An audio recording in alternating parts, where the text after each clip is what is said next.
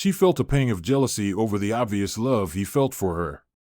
I guess you can, but we need at least one adult present at all times. That's out of the question, Jack insisted. Kansas told us you need an adult. I already promised the girls that I would chaperone the instruction. It's okay if I practice with the girls, Laura asked. Some of us moms would like to take advantage of the situation if you don't mind. I doubt I'll ever be able to do what Kansas does, but I could use any improvement, stated a slightly overweight woman with red hair. We start tomorrow. I will bring a change of clothes with me. I suggest you all dress appropriately for yoga. I will be teaching a class for the girls. They are young and athletic, so they will probably progress faster. The moms shouldn't be upset if the kids start faster, Jack warned. Jack never once managed to stray from yoga instruction for less than an hour. The girls were already athletic and practiced hard to gain the grace and strength that Kansas displayed. 3 single moms were faithfully showing up to class. Laura had no doubt why they were so interested. Low-cut tops and tight yoga pants created a look that few could ignore. For his part, Jack liked working with the girls. He learned their names and knew many of their families since he himself had grown up in Stone Ridge. It pleased him how seriously they took his instructions. Laura was very different. She always dressed more conservatively than her 3 mothers, but she looked amazing. She was very trim and surprisingly strong. She could master many positions as well as the girls, and some even better. She was never pushy or apologetic.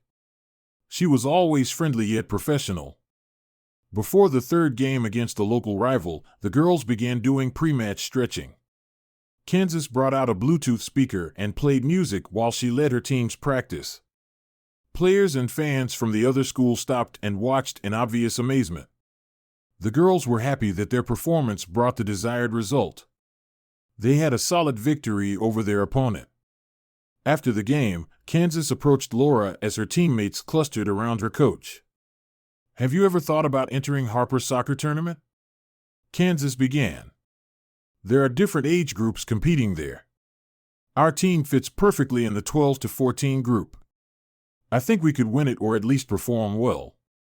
I know about this tournament. Other coaches have mentioned it at seminars and practices, Laura admitted. I understand the teams are made up of the best players from several schools. The competition is intense. There's also the issue of the entry fee. I think it's $500 per team, with the proceeds going to benefit the women's shelter in Harper. I'm sure the school board would never approve such an expense.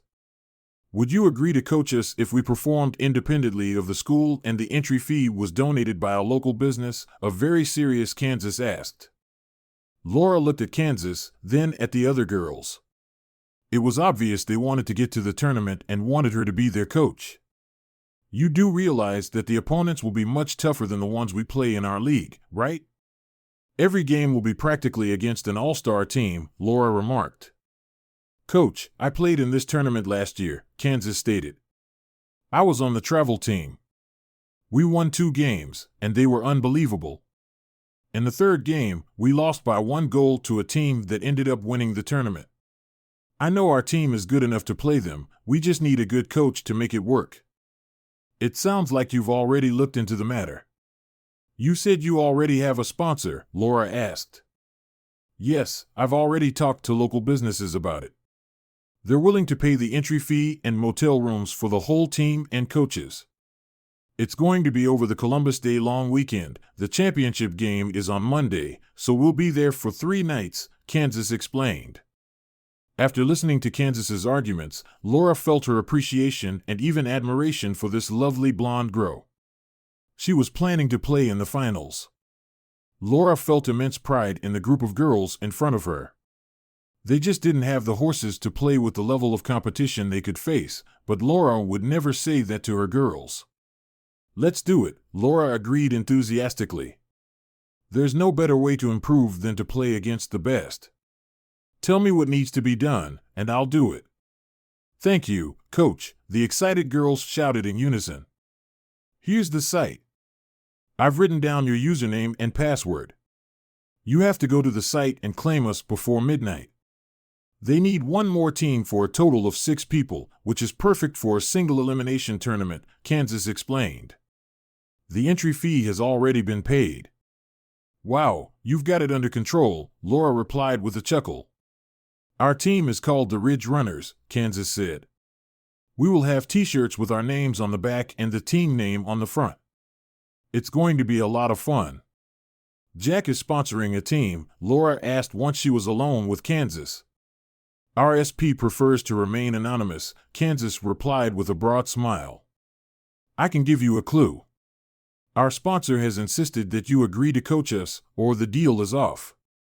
For some reason, our sponsor believes you are an excellent coach and a role model for us impressionable girls. Then Jack will stay away, won't he? Laura joked. Don't underestimate Dad, Kansas cautioned. He keeps a close eye on everything. He wants the best for me and for the whole team. Less than 2 weeks later, Kansas was leading their team warming up on a sunny Saturday morning in preparation for their first game. A surprisingly large number of people traveled from Stone Ridge to support the team. Jack cheered as he watched Kansas maintain the smiles and laughter of the girls as they prepared for their first match. He noticed that the other team was watching the warm-ups closely. By now, the girls could perform stretches and poses more or less coherently, and it was impressive. The match started with the other team scoring a goal within a minute of play. 2 minutes later, the same girls scored again. Laura was concerned about her team's ability to come back from the loss. They hadn't lost a game all season and had won 6. A short time later, play stopped as an opposing player was helped off the field with a sprained ankle. Laura pulled Kansas off the field and sent in a substitute. Do you see what's going on out there? We have to stop that girl from scoring. She's making plays all over the field. I want her to be pressured when she gets to the ball. Make sure the girls know to run after her. I think she's their best player. We're going to stop her, and we can win after that, Laura instructed. The Ridge Runners settled down. They managed to keep the other team's best player from putting a decent shot on goal. The half ended with a 2-goal difference. Girls, you all know how I try to emphasize team play. They know that Kansas is our top scorer, and they chased her all half of the game, Laura noted. We really need the rest of you to step up. When Kansas goes to one side, pass the ball to the other side. They are totally focused on Kansas. Put some strong shots on goal. Their goalie only had to kick a few marshmallows. Make her work. The Ridge Runners came out for the second half with a much more aggressive attitude. The girls started firing at the goalie and scored twice with follow-up shots off rebounds after the goalie made a save. With under a minute left in the game, Kansas scored their first goal of the game to give the Ridge Runners a 1-goal lead. That was the last goal of the game. The Ridge Runners advanced to the next round. The girls were ecstatic. They hugged each other and Laura, and then hugged their fans. Laura saw Jack enclose Kansas in a bear hug as he lowered Kansas to the ground. One of the team moms hugged him and kissed him hard on the cheek. Laura was a little upset but realized she had nothing to complain about. She turned to go to one of her parents when she felt strong arms wrap around her. Suddenly, she was in Jack's arms.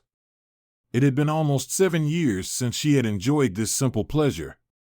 The Jack she was now snuggled up to was like steel.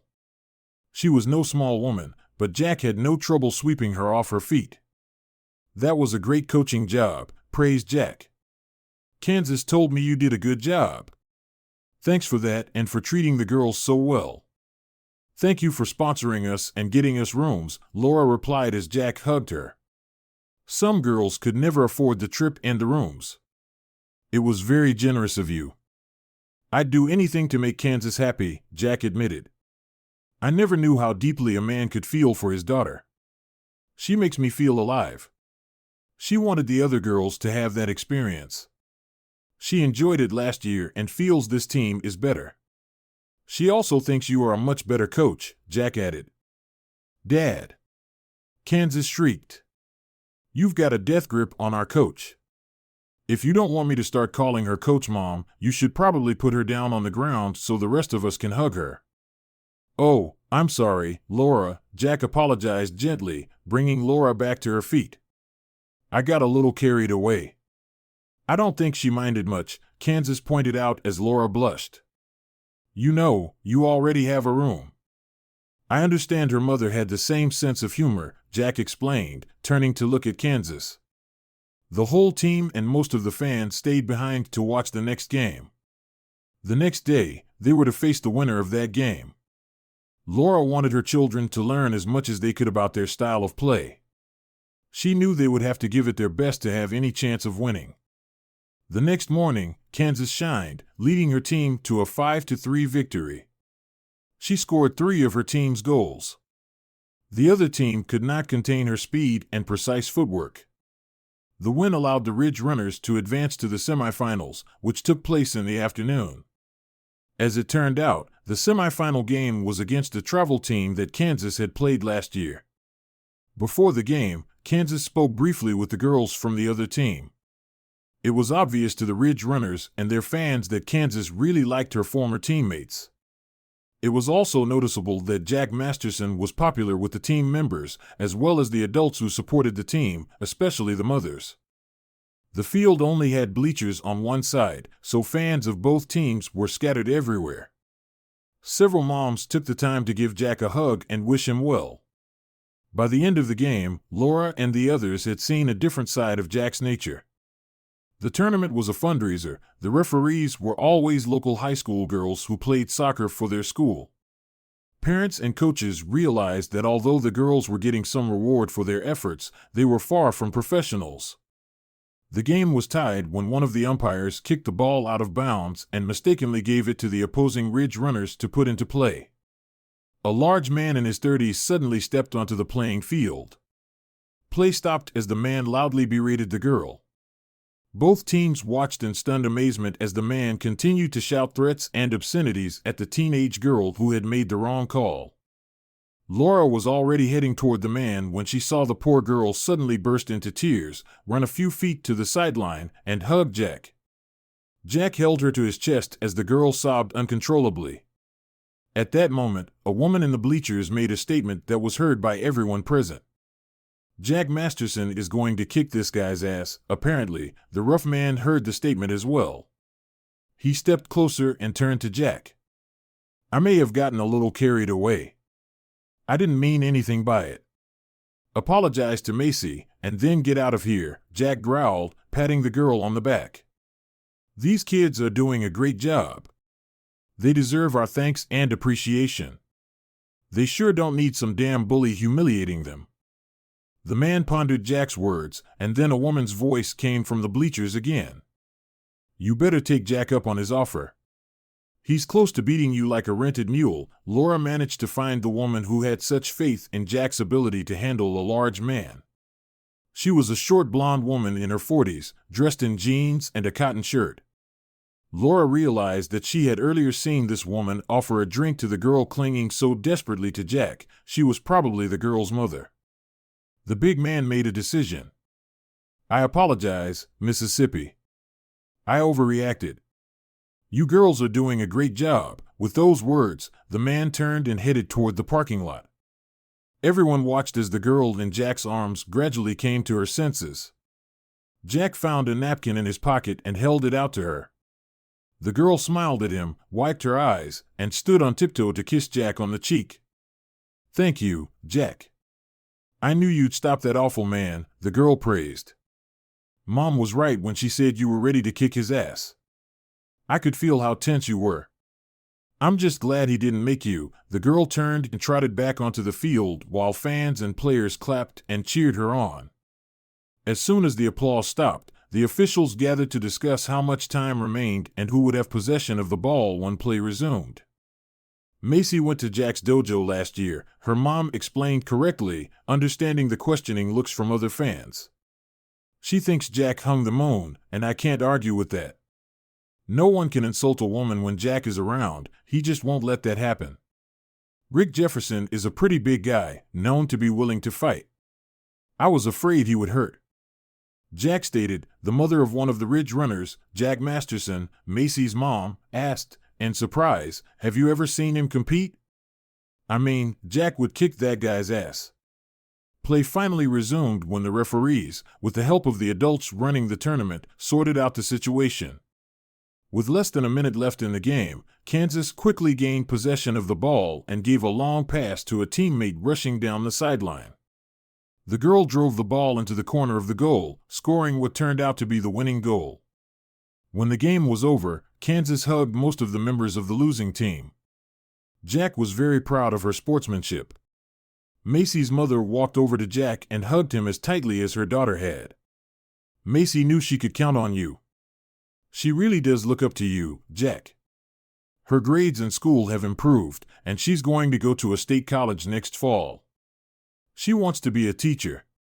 You really set her on the right path last year." "Why did Rick Jefferson end up here?" asked one of the fathers of runner Backbone. "Sarah is his niece. She's the one who scored the winning goal," the man's wife replied. "She must be very embarrassed." The championship game was scheduled for the next morning. It was Columbus Day, and schools were closed due to the holiday.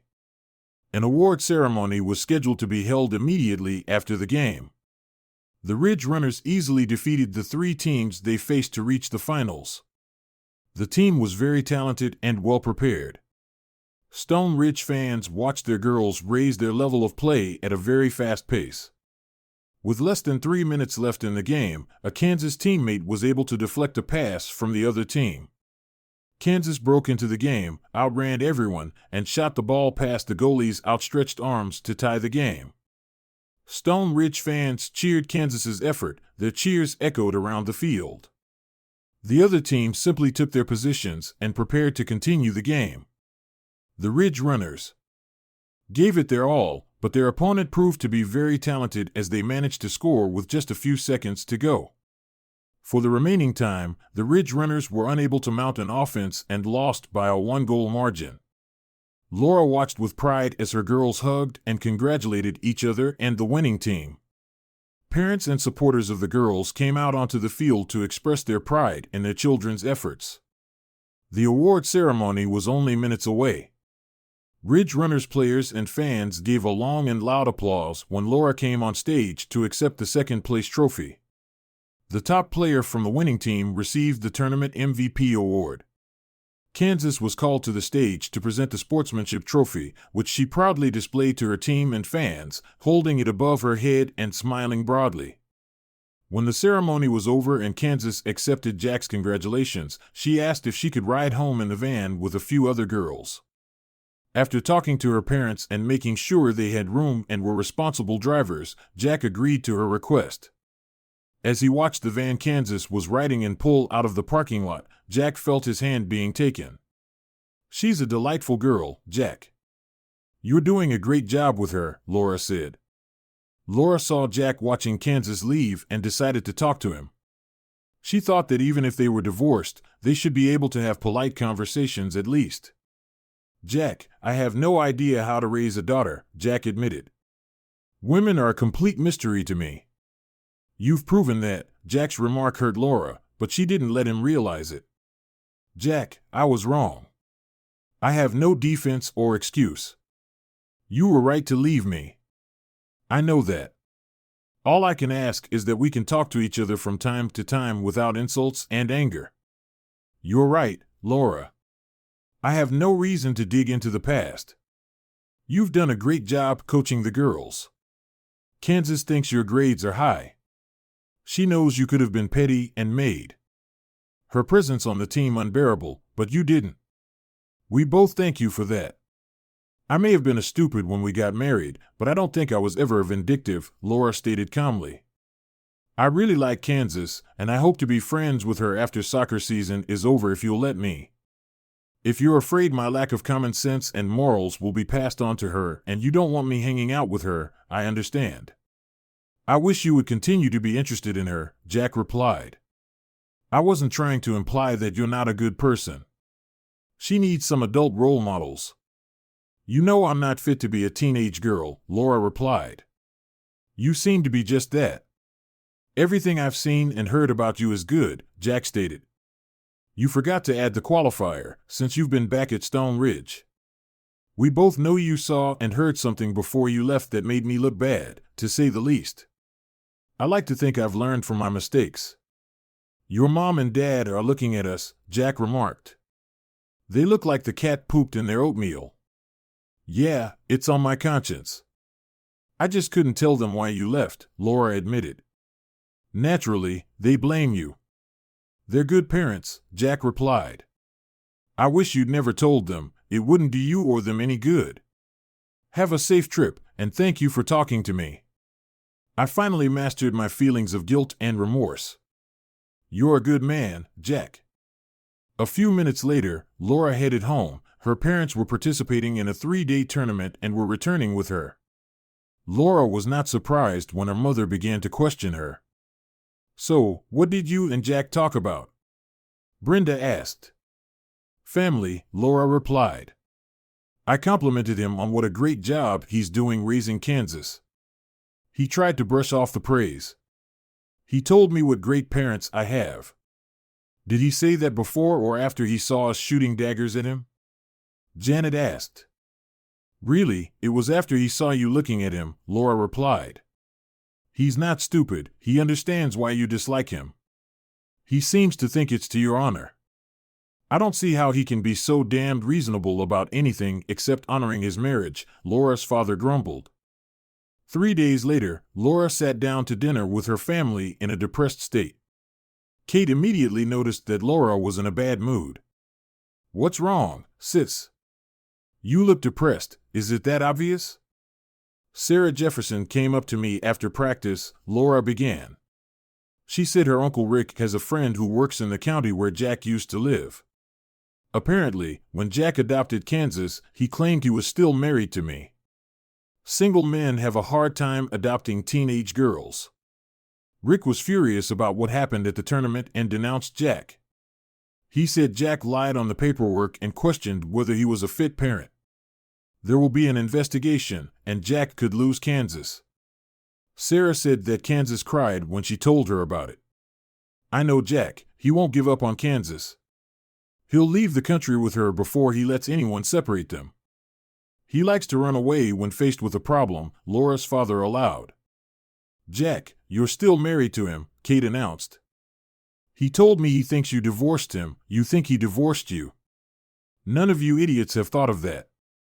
Divorces are filed, and people get notices. You're just as married today as you were the day you walked out of the church after the ceremony. I don't see what difference it makes, Brenda brushed it off. He's still living as a single man with an adopted daughter, even though he lives with his mother. That's not exactly what he said, Laura interjected. You need to call Jack. He and Kansas can move in with you and be the family he promised the court, Kate exclaimed. I won't stand for it, Brenda declared. You don't know him anymore. He could be aggressive or violent. Putting Laura in danger is not the answer, Mom. Jack isn't cruel. He would never hurt me, Laura insisted. I'll go to him right now. Jack sat at the kitchen table, a sobbing Kansas on his lap, crying into his shirt while his very distraught mother watched. The doorbell rang, and Janet hurried to answer it. Jack, can I talk to you? Laura's voice came from the doorway. Now is not a good time, Laura. Kansas and I are going on a trip, and we need to pack. I'll have Kansas call you from the road, okay? You won't have to pack, or rather you will have to pack, but not for a long trip, Laura said softly. Please don't, Jack replied impatiently. This doesn't concern you, except for your soccer team, and that's way down the list of things I'm worried about. She's my daughter too, Jack. Kansas stopped sobbing and turned her red eyes to Laura. Janet gasped at Laura's statement. She immediately sank back in her chair and stared at Laura. If you're trying to take Kansas away from me, you're in for one hell of a fight, Jack growled. You have no right to call her your daughter, Jack. I'm still your wife. The adoption papers say I'm her mother. I'm sure some of the papers have my signature on them. I want you and Kansas to move in with me. If you're under investigation, it'll be just like you told them. That will solve the problem, exclaimed a hopeful Janet.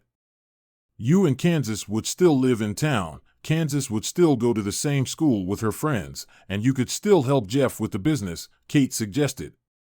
That might have worked until Laura decided she'd had enough of us, Jack remarked. She can kick us out any time she gets in her head if I leave the toilet seat up. I can't risk Kansas getting hurt like that. Jack Masterson, you know damn well I wouldn't do that. I screwed up once, I admit it, but that doesn't define me as the man I am now. I'll put your name on the contract. Hell, I'll let you pay the damn mortgage if it makes you feel better. I love Kansas like a daughter. I'd be honored to be her mother, Dad. Can we try, Kansas? Pleaded Coach. She's a very nice person. She won't do anything bad to me or you. What are your options, Jack? Flee to some country with no extradition? How does that work for most people? This isn't a movie, this is reality. You have a chance to give Kansas a stable home life and a chance to go to a good school with her friends. Do what's best for her, even if the mere thought of having me around makes you sick, Laura insisted. Jack fell silent, thinking about the situation. When he came to a decision, he looked around. The three women were staring at him intently. Okay, was all he said. The three females squealed with delight. Kansas jumped up and rushed over to Laura. Jack watched as they hugged tightly. Laura kissed the girl's forehead. He looked at the mother. Tears were streaming down her cheeks. Jack wiped his eyes with the back of his hand and stood up. I hate to interrupt this celebration of love, but I think it's time for us to move. We don't know when the official guests will be coming over or if they will come at all, Jack announced. We need to see your house and decide how things will work. Of course, Laura agreed.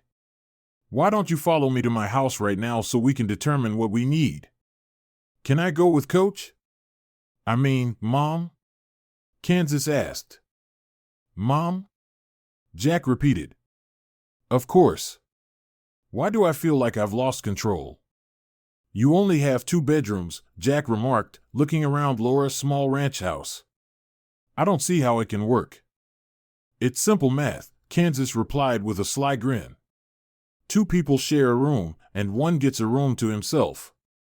I'm not going to share a room with you, Kansas, Jack stated emphatically. Of course not, Kansas agreed. I'm not your wife, I'm a teenage girl, and I need my own room. You two are married, so cohabitation shouldn't be a problem. We started this charade to prove that we're a normal family, Jack replied.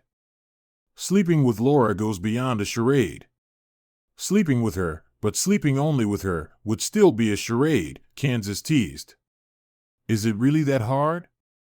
I'm standing right here, Laura interrupted. Kansas should have his own room. Jack, you and I can share my bedroom. I have a double bed, so you can keep your honor intact. I'll even give you 2 drawers and some space in my closet. Jack and Kansas moved into the house before 11 o'clock at night. Laura was moved to tears when Kansas asked her a question before bedtime. Is it okay if I call you Mom? If it becomes a habit with me, it will seem natural. If someone comes here to check on us, Kansas reasoned. If it bothers you, I won't do it, honey. Nothing will make me happier, Laura whispered as tears came to her eyes. What about school? What do I call you there? Kansas inquired. I'm going to be your mom anyway, so it'll be okay, Laura replied. I don't think that's a good idea, Jack cautioned. We don't want to suddenly start acting different. We're trying to show that we've been a family for a long time.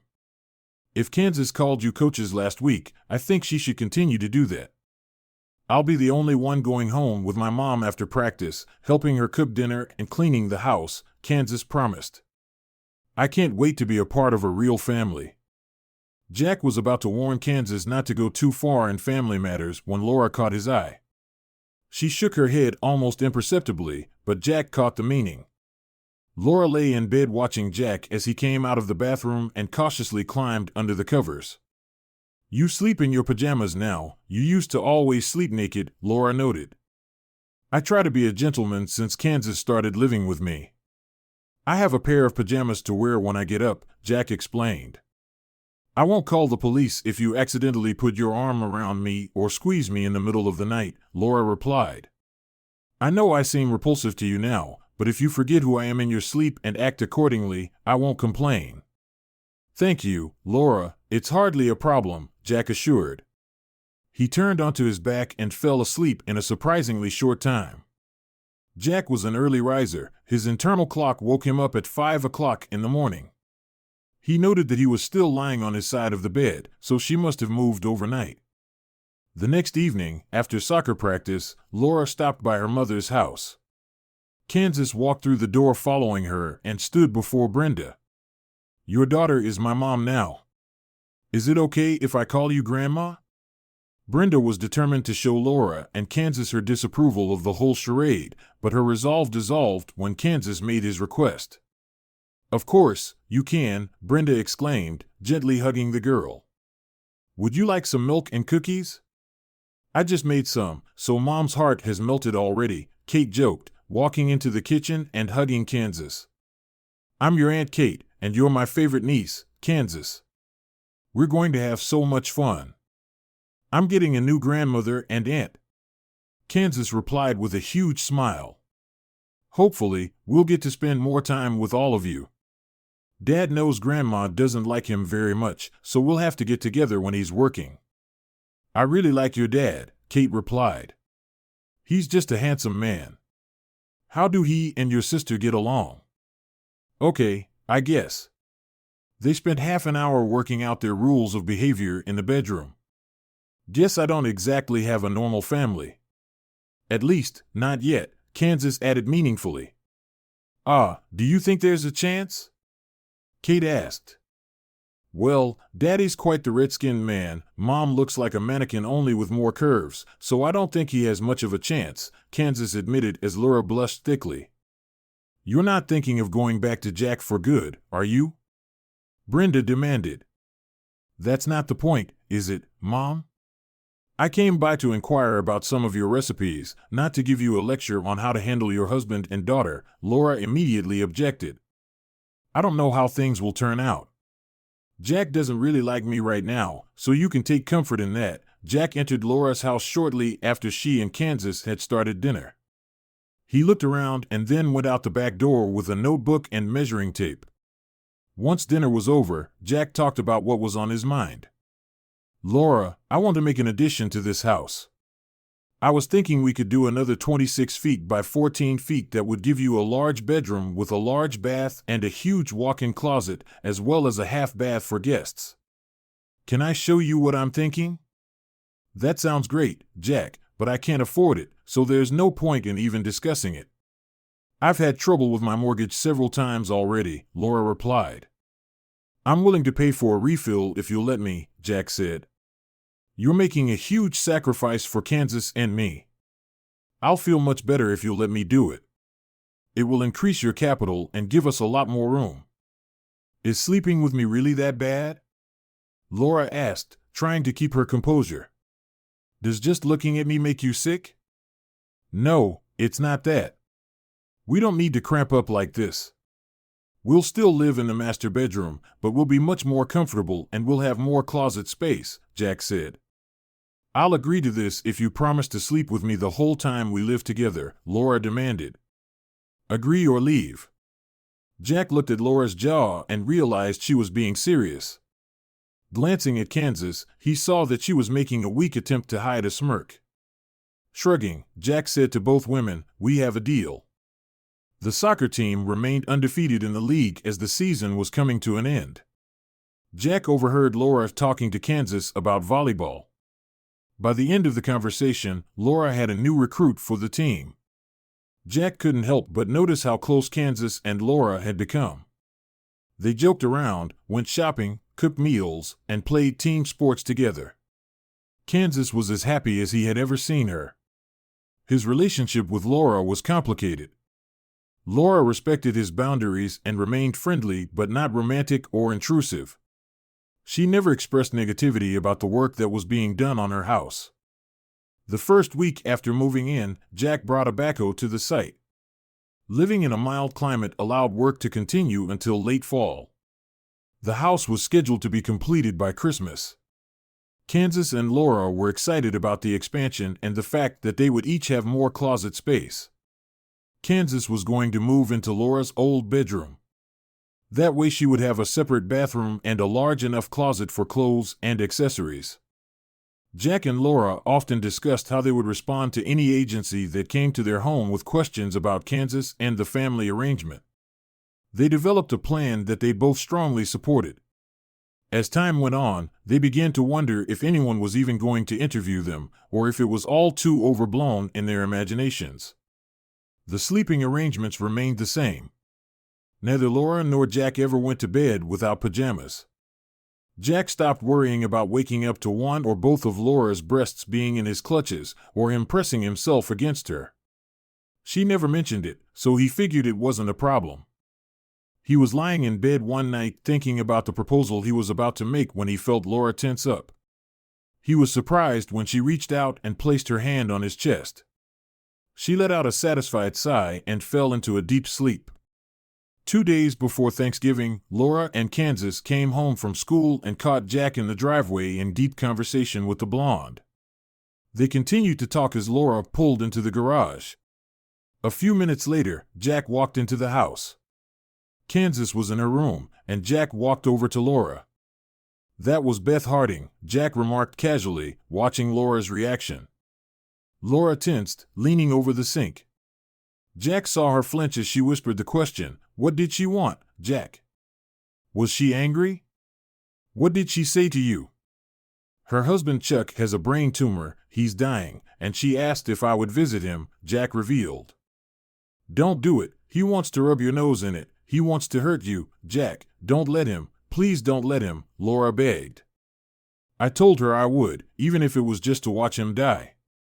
Jack replied, "I'd like to hear what he has to say. He'll say he'll get into my pants effortlessly.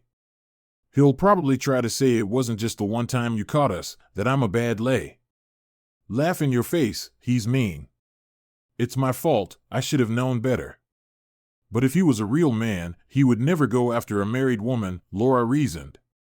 "Why did you sleep with him then? You didn't look like a woman in a lot of pain that night," Jack recalled. "In fact, you kept repeating his name over and saying how good he was. I was crushed. I thought about killing you both, but I decided it was better to just walk out the back door and drive away. I don't know why I did it," Laura sobbed. "He was the big man on campus, he was a senior and I was a sophomore. He was a soccer star and I was just a wife, a married woman who was unavailable to most men, but not to him. He was good to me, I knew what he wanted, and for some damn foolish reason, I figured I could take him on and you'd never know. It was my only affair, I ruined my life. I lost what I loved because I was young and stupid. I never blamed you for leaving. When I found your ring on the kitchen table, I knew it was over, that you must have come home and seen me with it. Now I'm living in a hell of my own making. I love Kansas, but we're not family, not really. I can't make it up to you, I know that. We will never have the love that binds us together like a family should. It's completely my fault and I live with that knowledge every day," Laura confessed. "Why didn't you tell me you weren't happy or wanted to try other men?" Jack asked softly. "I didn't want to try other men, I just wanted to feel like something special for one night. The high school stud wanted me. The irony is how much smarter I became after you left. You became better looking, kinder, completely devoted to me. You became a better man in every way that mattered. Believe it or not, that was the last time I had sex," Laura declared. "You are still the only man who has ever made love to me. I guess I can be grateful to you for that. I now know the difference between love and sex, and it's huge. I don't think I'll ever forget the time I rushed home from that seminar to spend the night making love and found that someone had taken my place," she added. "You almost killed me, Laura. I was willing to give my life for you and you almost took it. Just because you apologized doesn't make up for the pain I've endured for 6 years," Jack said glumly. "I know that, Jack, I really do. I'm not asking you to forgive me, I don't deserve it. You're not the kind of man to overlook the tremendous disrespect I've shown you," Laura reasoned. "I, too, have suffered for my stupidity. I'm in a sham marriage to a wonderful man and a beautiful daughter. Think how painful it is to realize that I had it all and squandered it all. Every time I look at you or Kansas, I am reminded of how stupid I was. Over time, the pain has not led. In fact, it has gotten worse as my love for you and Kansas has grown.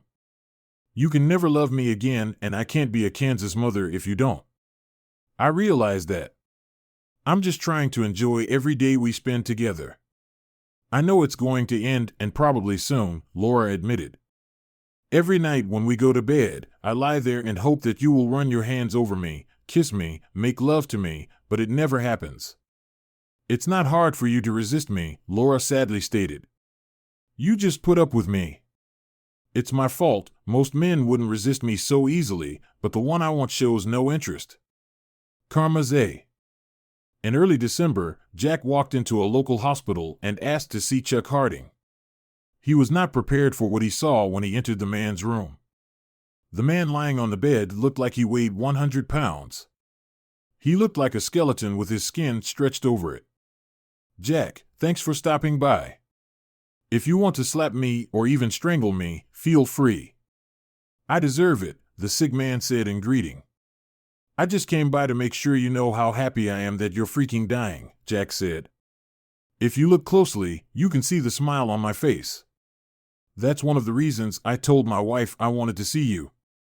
I thought my suffering would make you feel better, the patient admitted. It makes me feel good to know that I am making amends, even if I have to die to do it. You're talking nonsense, Jack replied. No one wants to suffer, and no one wants someone else to enjoy seeing it. What the hell do you really want? I did you wrong, Jack. I spent most of my life being in. You caught me in bed with your wife, but you didn't kill me like you wanted to. When I came downstairs, I saw an old shotgun leaning against the wall. Laura only saw your ring on the table. To this day, I've never seen a man in as much pain as Laura was that night. I owe you and I have no way to pay you back. My life isn't worth a damn, you can see that. The only thing left for me to do is die. That's going to happen whether you're here or not. I'm just offering you a chance to watch me die. It may bring you comfort and it won't hurt me in the slightest, Harding concluded. How will your wife feel about that? Jack asked. I think it's pretty damn grim.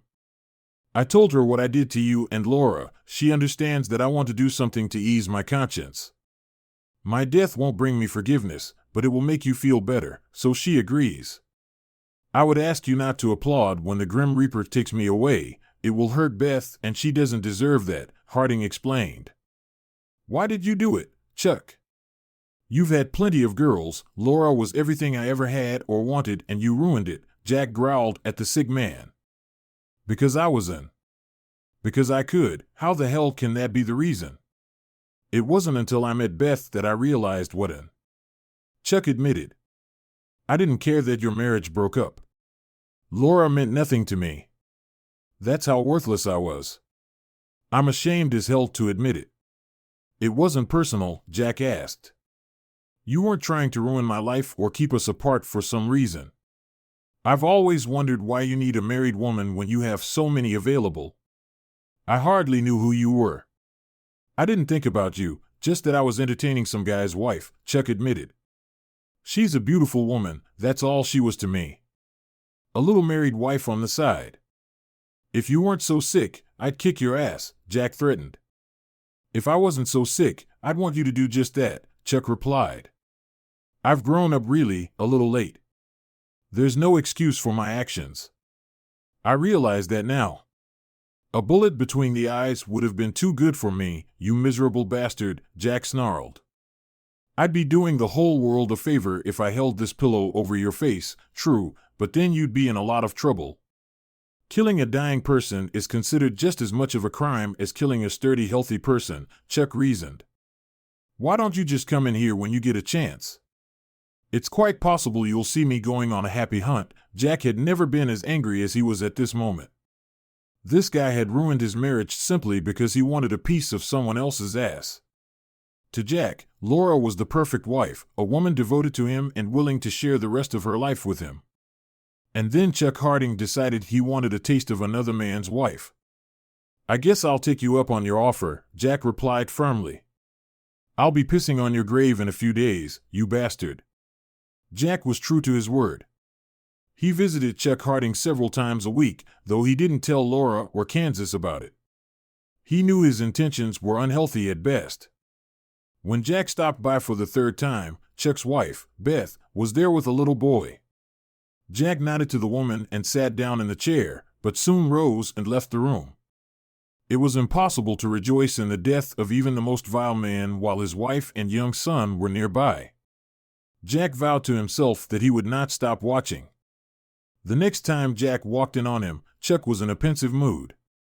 You left because my wife and child were here, didn't you? It's hard to rejoice in my death when you see innocent people suffering from it, isn't it? I'm here to see you die. I have no disagreement with your family, Jack replied.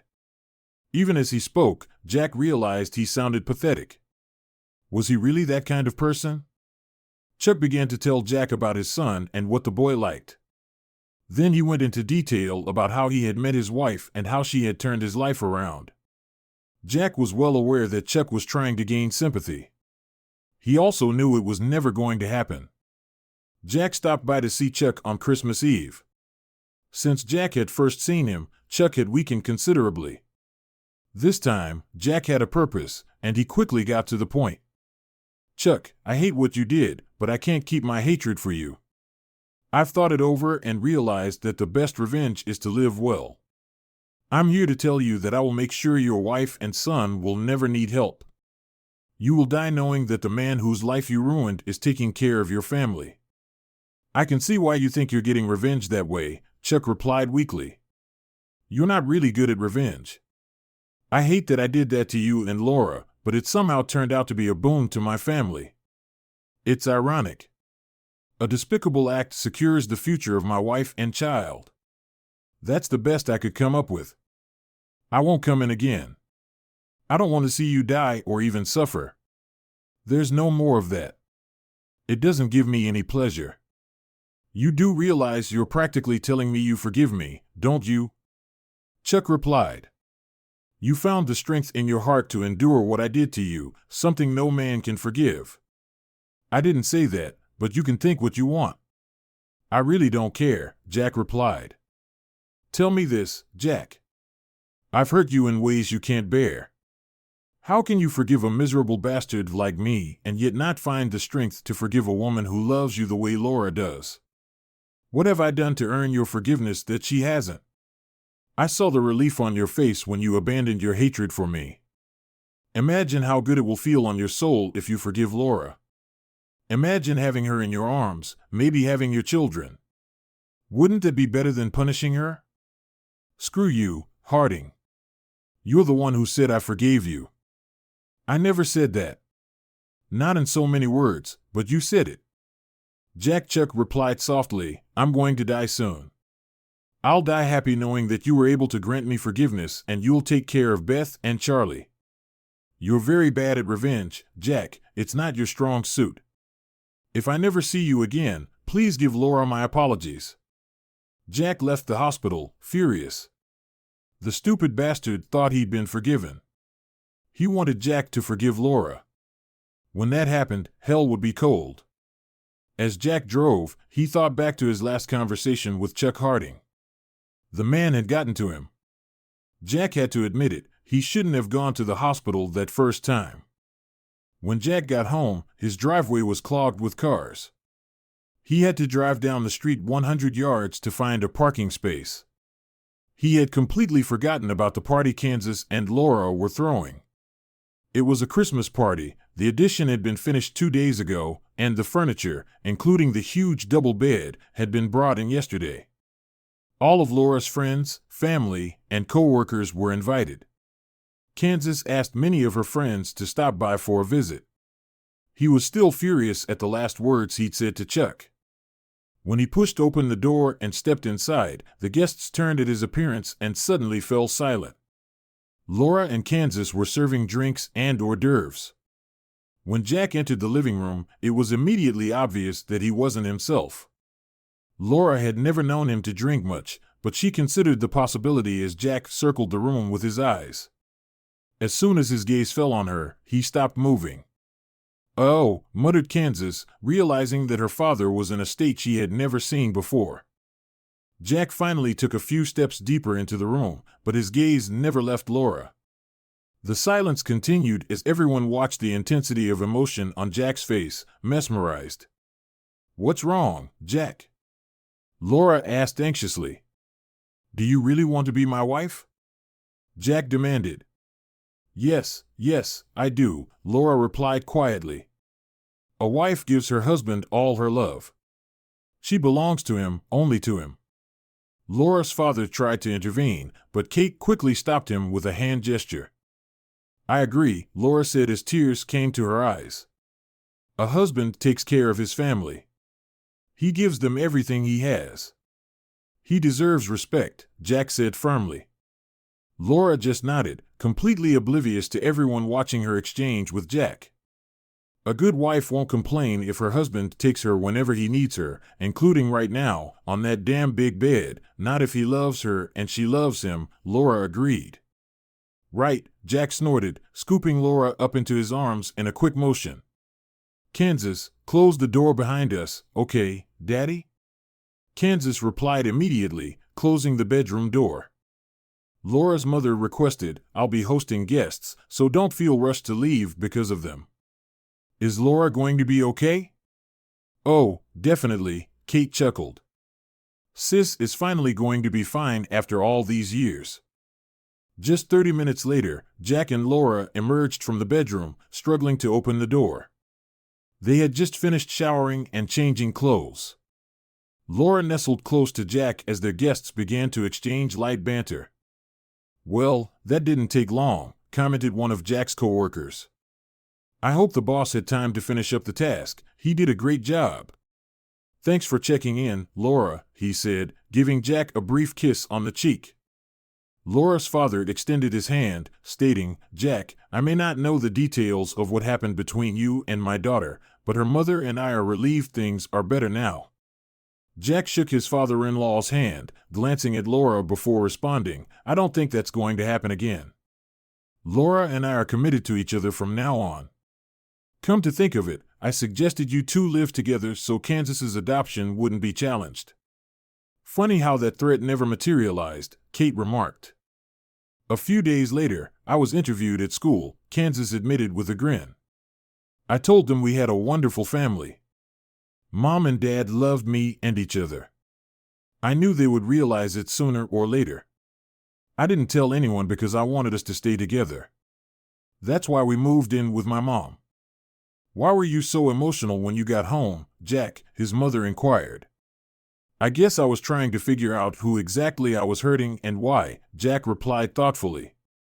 "Eventually, I realized that seeking revenge only brings self-inflicted pain. I needed to treat myself better. Laura will have to endure that with me for the rest of our lives."